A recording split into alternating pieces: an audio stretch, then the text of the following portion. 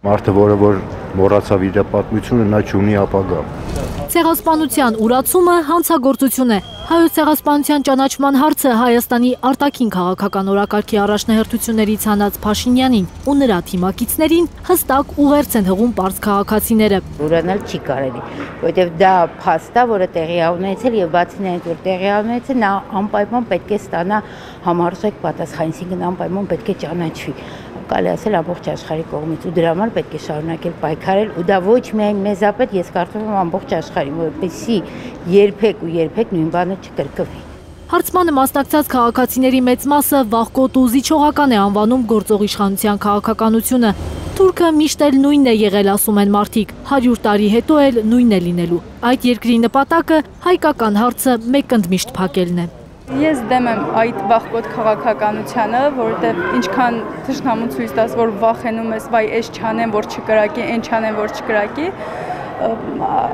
քան ավելի ամեն ինչ կբարթանա։ Իրենց ծրագիր ունեն, չգիտեմ, ես միշտ այդպես եմ մտածում։ Մի հատ մեծ խոշոր ծրագիր ունեն, հալեցնեն, հունցեն, վերացնեն, հային մտցնեն իրանց մեջ, որը մի գեղեցիկ ձևով, որը մի չգիտեմ կոպիտ ձևով, բայց մենք սնդիկ ենք, մենք չենք ծունվում։ Ցեղասպանություն վերապրածների թորները պահանջում են արդարություն, թշնամին չի հրաժարվել մեծ թուրան ստեղծելու իր վաղեմի ծրագրից։ Իմ երկու տատիկներն էլ գաղթական են, ոնց կարելի ուրանալ։ Նրանց լացնուկոցը որտեն ենք ոնց կարելի ուրանալ։ Իմ տատիկս որ պատմում էր, ամեն անգամ լացում էր, ինքը այդ ժամանակ 14 տարեկան է եղել, պատմում էր, որ գետի նման արյունը հոսում էր, օրորոցը մի կողմ, ծնողները մի կողմ, պատմելու, լսելու բան չէր, հնարավոր չէ։ Մեզ հանդիպած քաղաքացիներից միայն այս տղամարդն է համաձայն, որ Փաշինյանը զիջումների գնա, միայն թե պատերազմ չլինի։ Նիկոլ Փաշինյանը խելքով աշխատեցավ։ Մենք երդասարտ ունենք։ Այս երդասարտները մեղք են ասանք ծրի երտան։ Ինչու ասեմ երտան բզովին, ինչու։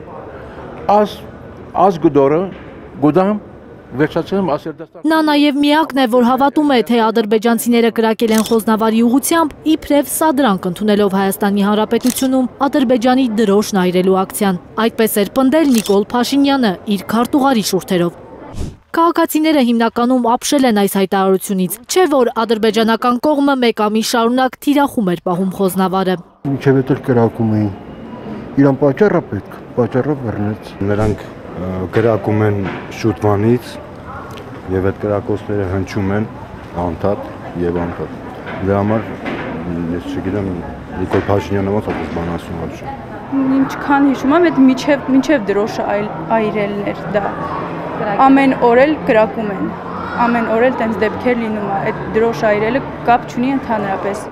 Քաղաքացիները համոզված են, Փաշինյանն ու նրա թիմը անպատասխանատու հայտարարություններով փորձում են արդարացնել թշնամուն։ Զարուհի Սահակյան, Առաքել Օհանյան և Նորայր Հակոբյան, Հայլուր։